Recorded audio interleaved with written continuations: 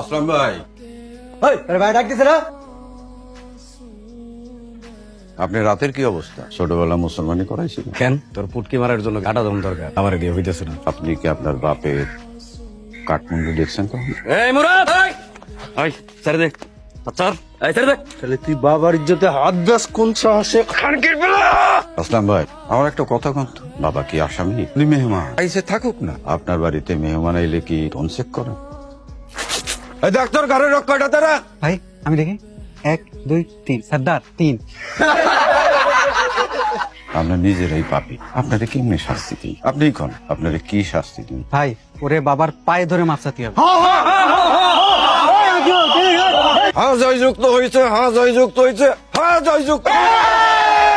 সময় সুযোগ বুঝা বাবার কাছ থেকে মাপটা চাই নিয়ে